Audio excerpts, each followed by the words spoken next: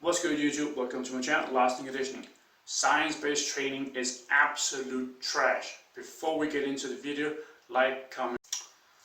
The way that these studies is done, or the way that you measure in terms of like strength adaptations, simply does not make sense. They will use some sort of device and then conclude the magnitude of load does not seem to enhance strength adaptations.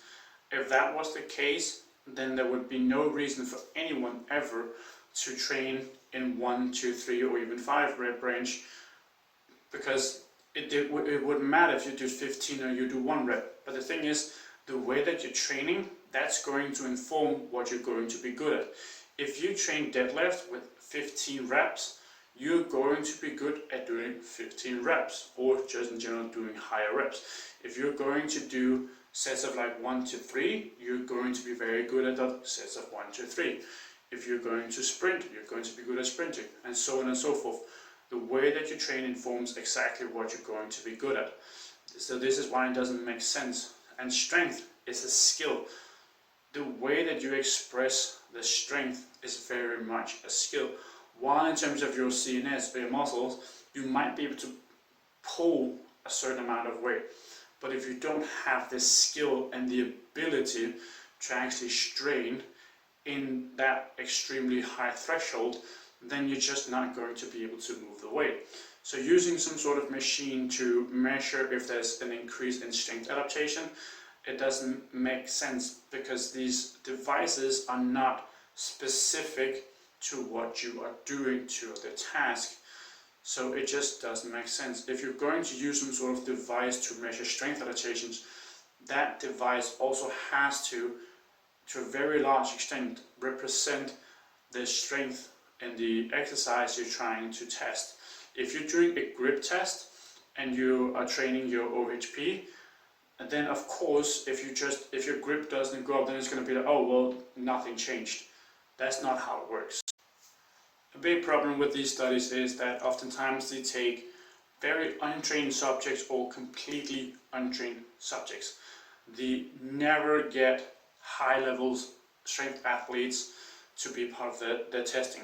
And there's a good reason for it, because you're not going to get a professional athlete or even an amateur athlete to take out 3 or 4 or 5 months out of their training year to go being tested in a lab, because that time could potentially make them worse off for that year of the competitions. So they're not going to do it.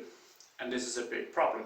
If you take someone with a relatively high strength level, like myself, then at one point I was doing singles with log press because I was chasing a 1 rep max. But once I had hit that goal, and then I had to do just starting a few more reps, the weight that I had to do just to hit 3 reps was reduced by 20%. Even though the strength was technically there, but my body was so adapt and peaked to 1 rep maxes that the moment I had to do more than 1 rep, the amount of weight that I had to use would go down drastically.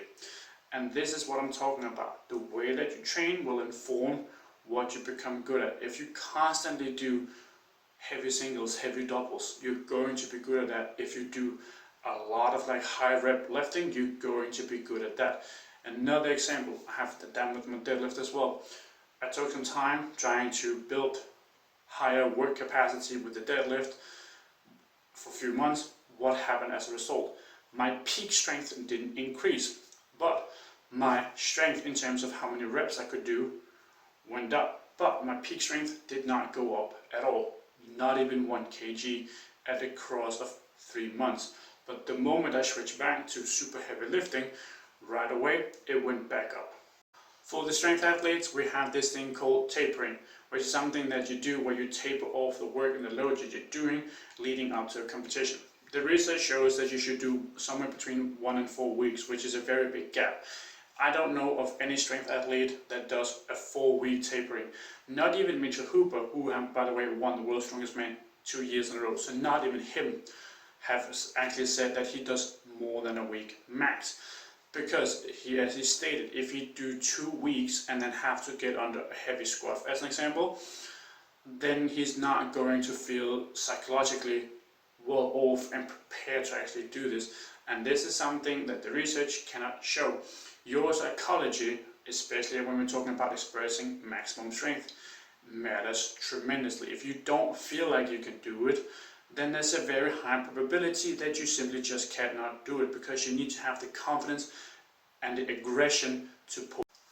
If your psychology is not there to do the heavy lifting, then you can get injured or have a misgroove, and if the misgroove is bad enough, you can get injured.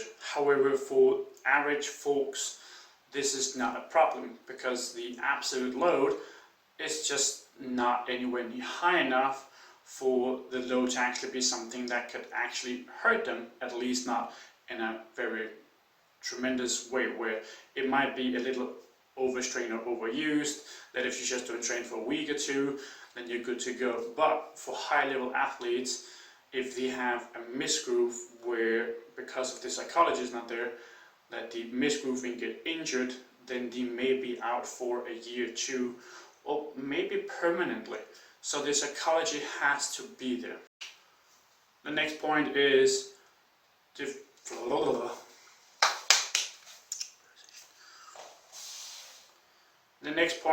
periodization. Research shows that it only gives small to moderate amount of benefit, and this is a problem because research oftentimes only lasts 16 weeks, and if you're going to periodize something, you're going to have to spend an absolute bare minimum 8, preferably even 12 weeks before you can actually get proper use out of it. If you have to practice a movement, or if you're going to move into doing higher reps or super low reps, the first 4 to 6 weeks or so, that will just be used for you to getting used to that style of training, and then only after around a 6 week mark will you actually be able to tell if there's going to be a difference.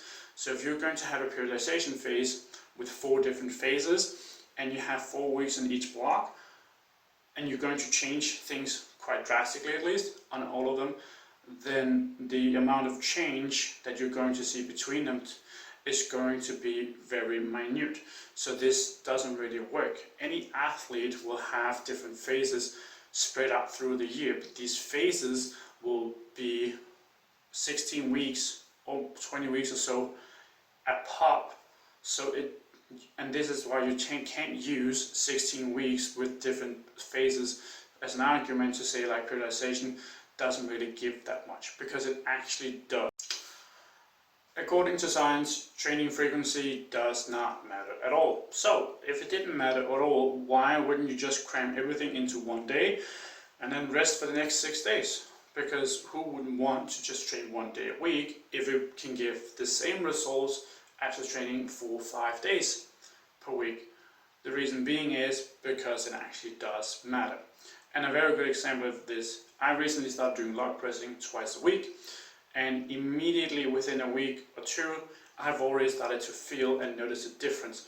More confidence, more explosive, generally just being stronger and more being prepared to do the movement. And this is the only change in my program I have made whatsoever. I legit only changed one movement out to the log press, and that was it. Anything else is completely equal, and there's a difference within a couple of weeks.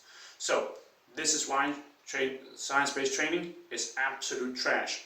Thank you for watching. Lars in Conditioning.